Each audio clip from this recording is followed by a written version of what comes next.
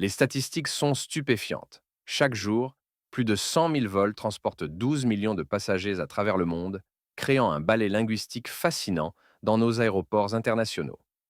C'est vraiment impressionnant quand on y pense. Et dire que chacun de ces voyageurs doit naviguer dans ce labyrinthe de termes techniques et de protocoles. Eh bien, parlons justement de cette complexité linguistique. Par exemple, le terme hôtesse de l'air en français reflète toute une histoire d'évolution sociale, bien différente du simple air hostess anglais. Hmm. C'est intéressant que tu mentionnes ça. J'ai récemment lu une étude montrant que 65% des voyageurs internationaux éprouvent de l'anxiété principalement à cause des barrières linguistiques dans les aéroports. Ces chiffres ne me surprennent pas du tout. D'ailleurs, savais-tu que le bureau de renseignement, ou Information Desk, reçoit en moyenne 500 demandes par jour dans un grand aéroport international, dont 70% concernent des questions de traduction? Oh là là, ça fait beaucoup de confusion à gérer. Et comment les aéroports s'adaptent-ils à ce défi multilingue? C'est fascinant que tu poses cette question. Les grands aéroports investissent maintenant massivement dans la signalétique multilingue. Par exemple, à Charles de Gaulle, les panneaux sont systématiquement en français, anglais et souvent en mandarin. Et n'oublions pas toute la terminologie technique. Le tableau des arrivées et le tableau des départs peuvent sembler simples, mais ils cachent tout un système complexe de code. Exactement. Et parlons un peu des droits de douane, un terme qui fait souvent paniquer les voyageurs. Les statistiques montrent que plus de 40% des retards au contrôle douanier sont liés à des malentendus linguistiques.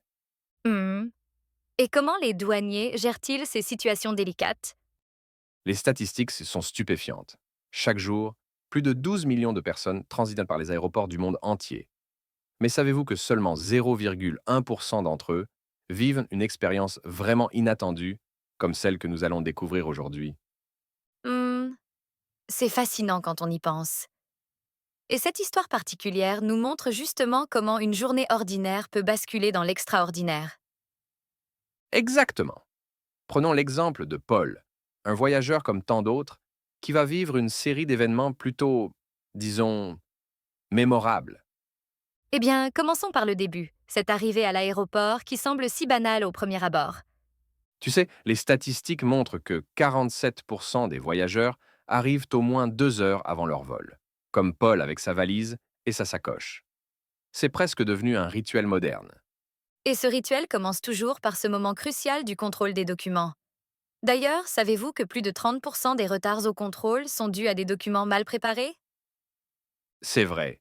Et Paul, lui, semble avoir bien fait ses devoirs.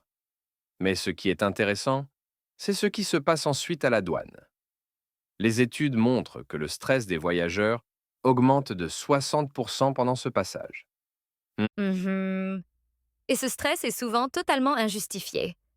Comme Paul qui passe sans encombre, alors que la plupart d'entre nous sommes là à transpirer pour rien? Avion, Aeroplane. hôtesse de l'air, Arrivals board. arrivée, Arrival. valise, Case. coup de douane, Customs. droit de douane, Customs duty. douanier, Customs officer. retard, Into a delay. départ, Departure. salle de départ, Departure lounge. atterrissage forcé, Emergency landing. entrée, To entrance. vacancier, vacancière, Holiday maker. accident d'avion, Plane crash. ceinture de sécurité, Seatbelt. touriste, touriste,